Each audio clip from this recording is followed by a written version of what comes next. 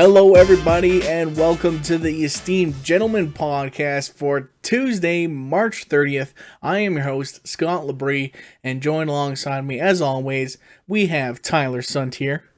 Hello. Hello, sir. And we have Eric Deshane as well. Hello. Hello. How are you both doing today? Just Ducky. Just Ducky, eh? Mm-hmm. Yeah, just Ducky. Doing good. Is that a real saying? I don't think I've ever heard anybody say that. Yeah, Duckies. Just Ducky. Let me find the definition of what Ducky means. Old, just like, Ducky. Saying from the 1940s or something. Yeah, I think so. It's British and formal. Uses a term of endearment or familiarity. Okay. Or Sure. an adjective. Great or going well. Well, that's just Ducky. Oh, well, there you go. Did not know that was a thing. Yep. Interesting. I heard it once and it stuck with me. Yeah. There you go. The more you know. That's right.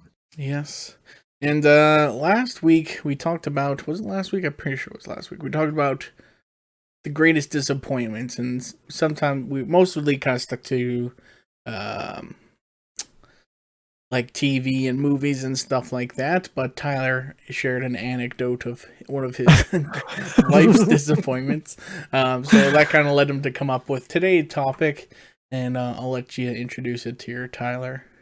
Yeah, sure. Well, since I had such a negative topic there, I thought it'd be interesting to know what are some of your guys' big achievements or really proud moments where you like pat yourself on the back, like, man, that was a really good day. I feel really proud of myself. Life was good that day. You know, it's a really happy memory when somebody tells you, like, what's one of your fondest memories, and that's like the first thing that you think of, like things that you did for yourself or for somebody or whatever. Just something. It doesn't even have to be one thing. It can be a whole bunch of things. Yeah. Yeah. I know for myself, it's an easy one. We talked about it before. Was with when I made the Team Canada volleyball and the sports like that, and being able not only to get picked to play, but then traveling and going all over, and that was great for that. And yeah, I know that it was really proud when I went to the Para Pan Ams in 2007, and my parents were there and my coach were there and everything else. So it was a great moment to have and to share, and I'm glad that I was able to experience that for sure. So that was one of my highlights of my life so far, and kind of tough to top so far. So yeah, that's one of them for sure. That's one of them. Mm-hmm. That'd be a pretty big achievement, man. I Mhm. can't even. I've never been anywhere remotely close to something like that. It's I hate to brag like that, but I guess it's kind of it's one I'm extremely proud of for sure. Yeah, and yeah. Well, what do you think would be like the next thing that's even remotely close to something like that?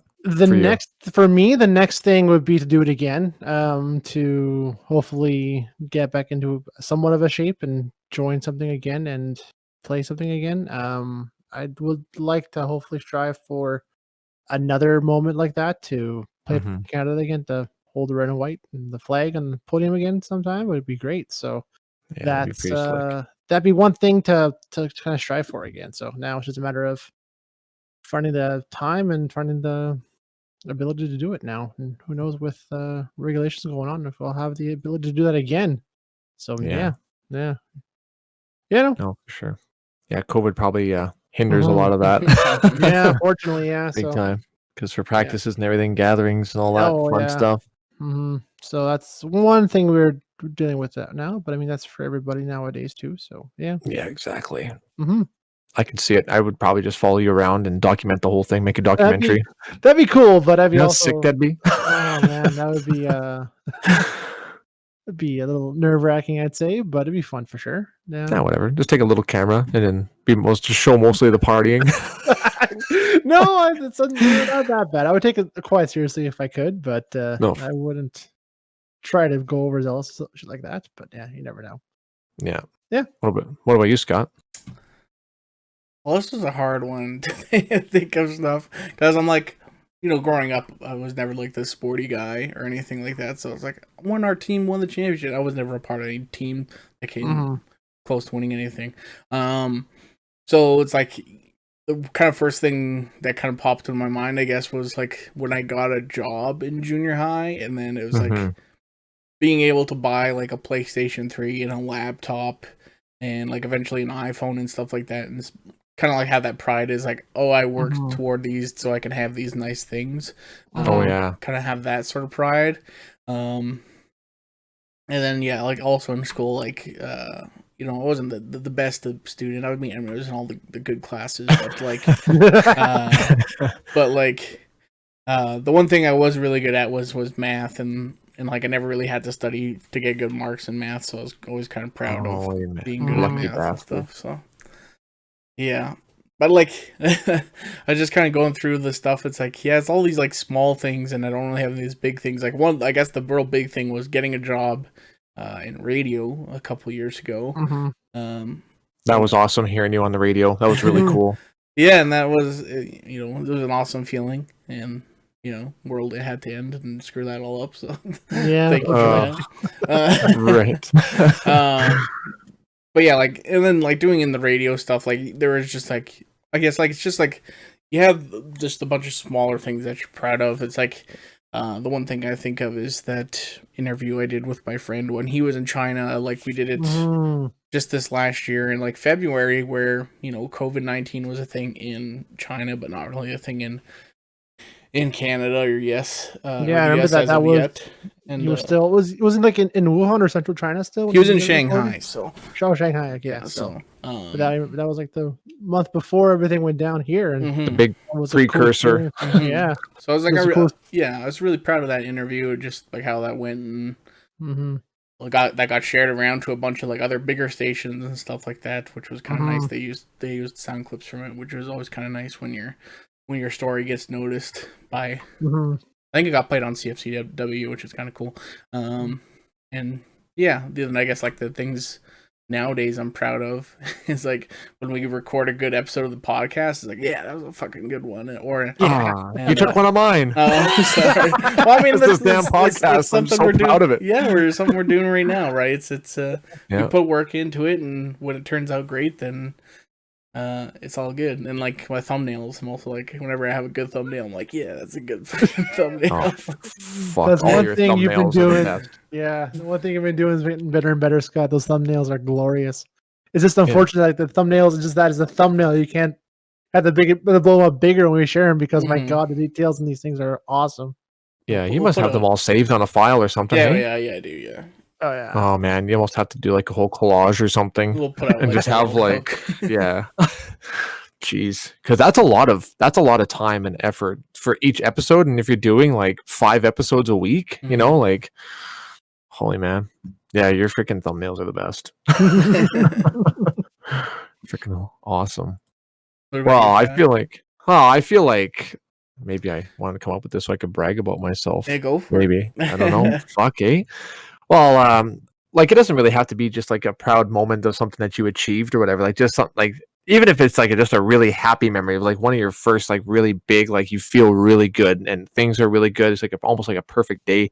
Mhm. Like some of the things that I think about is like my 13th birthday is probably the earliest memory that I have being like one of the best days of my life is like probably one of the last big birthday parties I've ever had.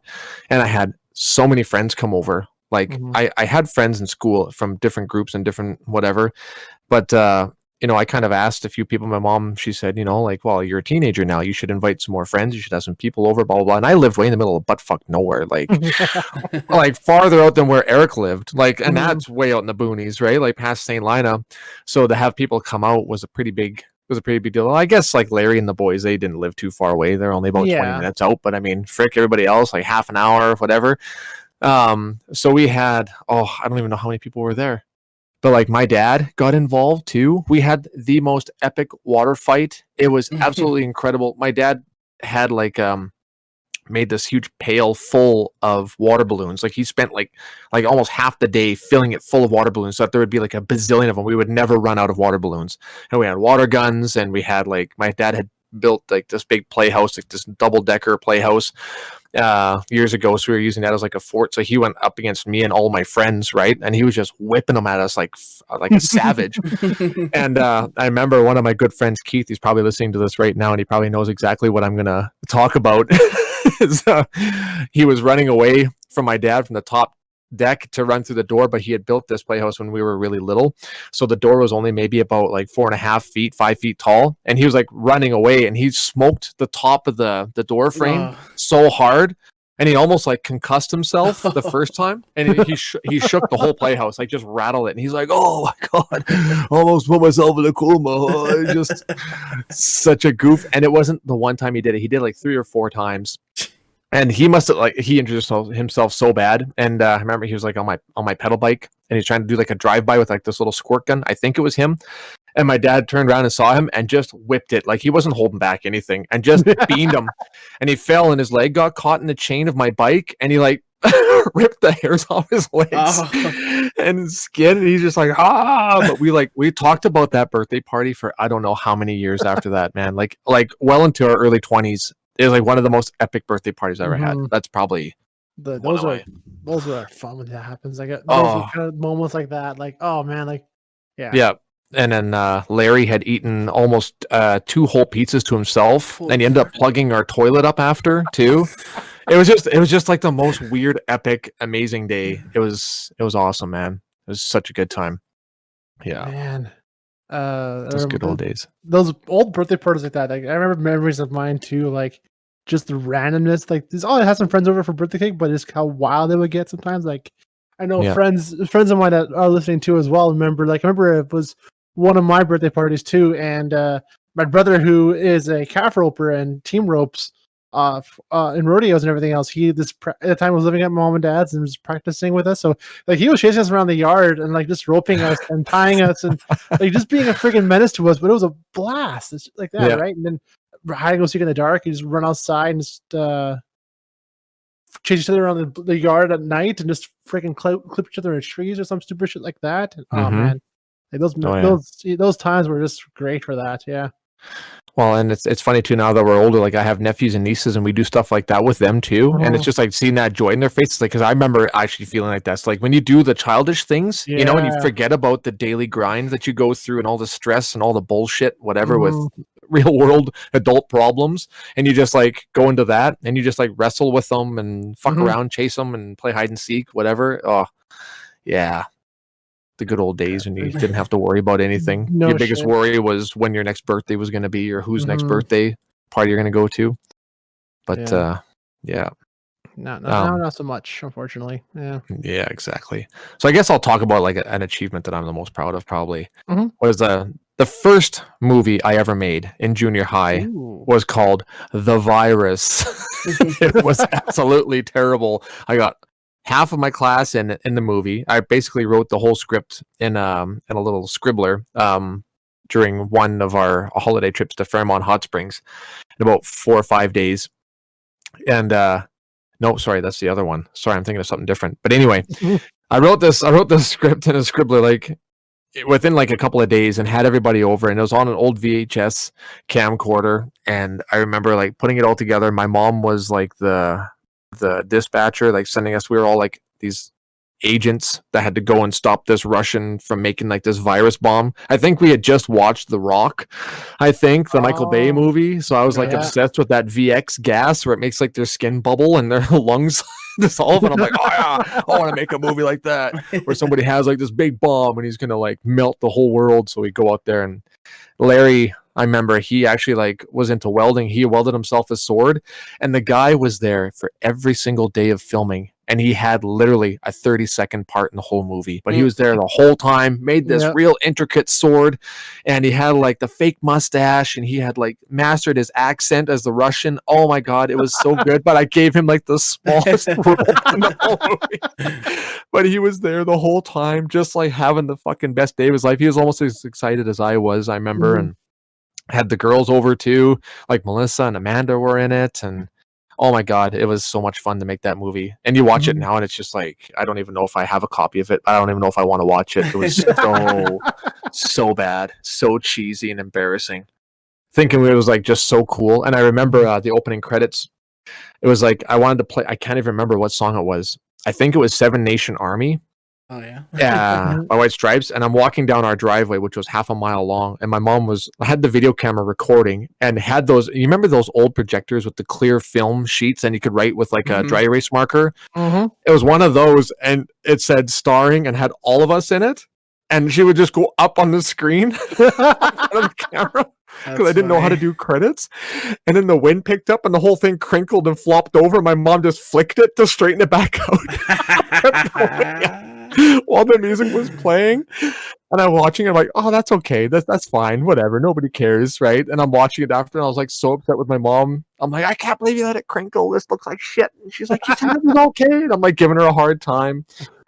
My mom just, she's like, I don't want to be in this. I'm like, well, I can't find one more person to be the operator, like the dispatcher. And she was like, oh, I guess I'll do it. She's like in her bathroom with the coffee and reading right off the script. Oh my God. It was so much fun. It was a good time. That was a good. But yeah. Yeah. You guys have anything else? Like, I was thinking about. I remember. I'm not sure how proud of you are. I know I would be if I was you. Your old sea cleaning plant movies with you and Richard. Every now and then, I still think about the stuff you guys made, man. Oh man, that was some funny stuff. Oh, that was so stupid. So ahead of his time, really. Like that's like Eric Andre level of some stupid stuff, but it's they're funny. Oh man, I still think of that cardboard cutout chasing you around. How dumb that was, but oh man. Oh yeah, when the wind takes me away, I was holding up this big cardboard wall thing to use as a barrier to hold all the bulk peas into sea cans. Frick, man. Oh, yeah, it was enjoyable. It's it was stuff like that. I remember watching and just loving. I'm like, oh man, this. Good. Yeah. I actually put something together because Ron had asked me because it was the 50th anniversary for the sea cleaning plant, and they were going to have it at the Ukrainian Cultural Center in town, and he's like, do you think you could put something together for me? It's in about a month or so. And I was like, yeah, man, I got enough footage like from fucking around every lunch break, like every hour break that I'd have, I would make like a stupid little snippet, like a little 3-minute dumb video, right? And then I would go home and edit it together and whatever. So I always had my camera with me like all the time. And so then I'm like, yeah, I can do something like that and whatever. He's like, hey, I'll let you know if I want to do that. Yeah, I'll let you know. I'm like, okay, cool. The night before the fucking thing, like the day before, he's like, hey, do you think you could put a video together for tomorrow? I'm like, what? Why would you wait until the day before this thing happens? Like, what do you? So I'm like, well, yeah, I guess I could. And then, so then I'm like, well, okay, well, Richard, do you want to help me put something together? He's like, yeah, for sure, I definitely can. So later that night, I was like putting some videos together and whatever. I'm like, you know what? I have to film something. I have to have a funny intro. I have this great idea, like where I wake up, hit my head on the ceiling fan, drive to work, I'm late, and that'll be the opening of the video. We can do that, that morning, and then we'll edit it, and we'll have it ready for 5 o'clock when this thing starts. Yeah. So it was literally on the day, right? So that night, I'm like writing out the script, and I'm getting everything all figured out. So I went to bed early, and then I woke up, and then Richard had texted me or phoned me, I think it was like at 5 a.m, and said that Nikki just had her baby at the hospital. Oh yes, that's right. Yeah. I'm like, oh my God, I'm never gonna get this done. I'm so fucked. I'm like, okay, so I'm starting to put this crap together. And then Nikki had told Richard, she's like, hey, this is like the third kid. Like, I'll be fine. Go help Tyler make this video. And he's like, are you sure? And she's like, yeah, just go help him. And it ended up being one of the best videos I've ever made. I think that was her fourth one. Yeah, Jesus, right? I remember that. No, that was her third. That was Emery, and they just had their fourth one. Really? That was 10, 11 years later. That was sooner ago. Oh, okay, never mind. I guess all time flies by already. Jesus. Oh man. Yeah, that was Emery. Yeah, she was. Oh my God. Yeah, that was a long time ago. And then so then I remember Ron, my boss at the time, he's like, "Can you make sure that it's PG? There might be, I don't want there to be any swearing and whatever, man. You know how hard it was to not say an F-bomb or say shit or anything like that. So I just made it like we're struggling nowadays. I know. Oh, I know. Like, yeah, I try to watch what I say on here, but sometimes I just can't help it. I can't help it. But yeah, so then we got there, and man, like I couldn't even get to the bar. Like we put this video up, and I was sitting in my seat because Ron hadn't even watched it, and he was sitting there like biting his nails, like, oh my God, please. He's like, I don't know what I've done, why I made Tyler do this, because he's probably like, fuck, because I was insane back then. I would just make whatever, I'd do anything, like half naked in my videos and just so inappropriate with everything and so over the top. But I put this thing together, and frick, man, the crowd. So Ron had initially told me there was going to be about 100 people there. There were 450 people at this thing. And it was like a huge ordeal. So like it was like one of the first events to come up. And I remember that there was a ventriloquist that was there too, with like that motorized mask that you put on. So Mhm. after the video was done, he was like, "Jesus, like I don't know how I'm gonna follow up to that." It's like, man, setting the bar high. Frick, man, like I couldn't even go to the bar to get a drink without people like coming up to me and asking me how I made these videos, and it was so funny and this and that and blah blah blah blah. And I guess Richard was telling me that he brings this to his agricultural conferences, like Mhm. still to this day. He brings Oh, it and really? shows like these new students, and they just lose their minds. Like if you haven't seen it yet, yeah, I think it's on my Facebook. I think I've seen it before, or at least some Yeah. clips of it. Yeah. That's Yeah, how I and found out it's, about him, because he carries a DVD around everywhere he goes. So he does. Yeah, over, he's got. he's over yeah. Mom and Dad's the one night with the kids and everything else, and visiting with us. And because Richard's a cousin of mine, Scott, so it's I see him every now and then. And yeah, it's like, oh yeah, see this video that Tyler's made. I'm like, well, no, I know Tyler my whole life. What did he make? And oh my god, just seeing these It's videos. so out of control, man. Riding that gravity table there with the seat, Oh, it's like yeah. like on the hydraulics. And then so then Ron went up to the microphone after. He's like, "I just want to let you know that we did everything safely and legally." It was in a controlled environment. He looks at me and I'm like, yeah, just like nodding my head because it was so unsafe. I could have been de-limbed I don't know how many times in that video from everything. Yeah, good times. That was fun. Lots of stuff. Then I went on to make more movies, but those are the most proud moments for sure. Mhm. Just something, and it was like it's just crazy how it was like such a last second thing, and it ended up being like a masterpiece. You watch it now, and it's like, this is retarded. I'm not watching this anymore. You get like a minute into it, I'm shutting this off. But yeah, I think a lot of people appreciate it because they're all part of that whole community, and everybody that was there, is a farmer and got their seed, cleaned there, or had feed delivered to them, or whatever. Ron was associated with all those people in one way or another. So seeing that video probably just, definitely helped, I think. But well, and it's like so different too. It's like, nobody expects a freaking like movie / video to be made like that, like that of that quality, right? So yeah. So yeah, that's those are some of my proudest moments for sure. Even though like my face is like warm just from embarrassment, just from remembering like how embarrassed I was, but people were just like loving it, losing their minds. They all wanted a copy, and I remember burning stacks of DVDs, bringing them to work. People come in and like, oh, I'll take one. I should have freaking sold them, man. Could have retired early. Right. Yeah. But oh well. Yeah. That's hopefully there's more proud moments to come from this. Like you were saying that you're proud of this, Tyler. Like what do you think about the podcast so far? Yeah, I love it. Honestly. Like the feedback that we're getting. Like I go to work and everybody's like talking about it, like, oh, and then they say like one of the things that I had said, like a comment that I said, or something, like one of the topics that we came up with.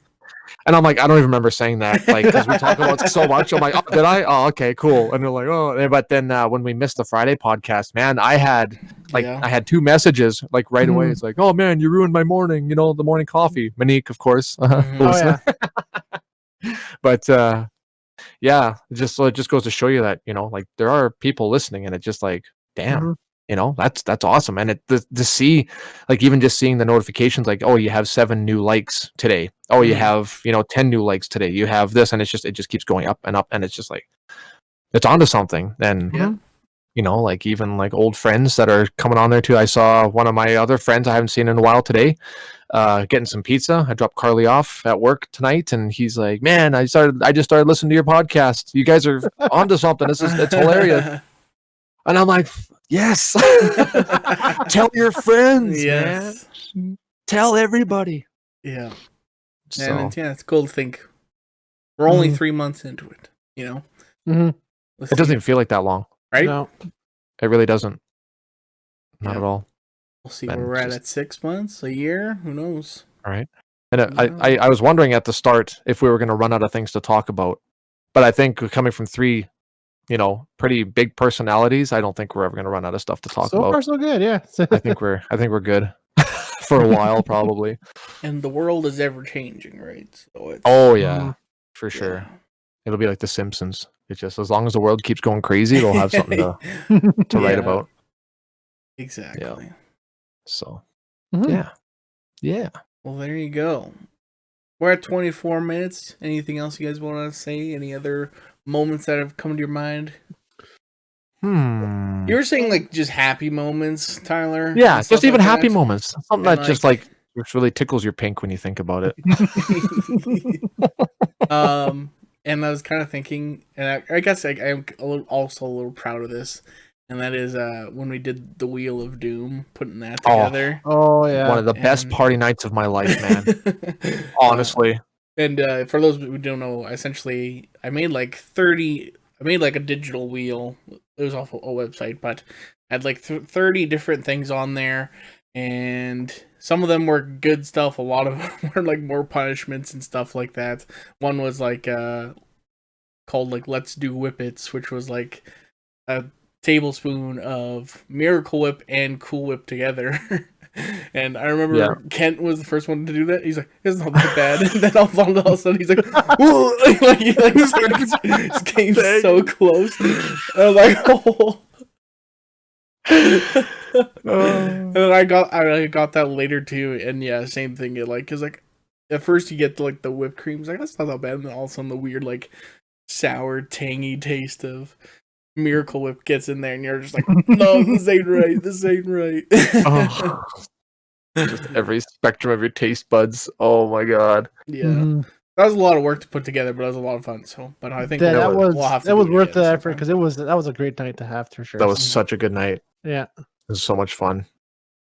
Yeah, definitely have to get everybody to chip in with that one for sure because that was a lot. You put a lot into that one, like your little surprise bags and everything too. Oh my god. Yeah. Good stuff, man. Yeah. We'll have to do it again. Maybe this summer or something if I get my button gear and. Oh well, not so much for that. I just think if we're able to host again, that'd be the thing, right? Yeah. So, yeah. Exactly. Yeah, that's more of the issue. I think than anything else is just. Yeah. Exactly. Yeah. That's what's holding us back for a lot of stuff too, just on a creative end. So yeah. Exactly. Not have it in well, at least. I guess Tyler isn't in the basement anymore, but it's still a little. That was hot down there with all those people. It was like, it would get warm. Yeah, I had both those wide open. Fuck, we're just sweating, sweating up a storm. Just hot dogs, and that's probably where coronavirus originated. Just got created from all the sweat, and alcohol, and all the weird spices and shit. Yeah. I remember that. Yeah, it was a fun night. It was a good time. Yes. Too much fun. Too much fun, yeah. Well, there you go. I think that's gonna do it for today's episode of the podcast. Before we send you off, though, we just want to say that next week, Tuesday, April the 6th, I think we're gonna be doing our Avatar spoiler cast because Tyler just finished the series there over the weekend, so we'll give you an extra week here just in case you haven't started yet. You should binge watch the whole thing and then submit your reviews. We'll post the thing here on Facebook probably towards the end of the week just to submit your reviews there. And we'll talk about it on Tuesday next week. I can't wait. That's going to be a fun one. But as always, if you like the podcast, like and subscribe here on YouTube. We're trying to grow this thing as much as possible. So if you could also share with a friend, that would really help us out.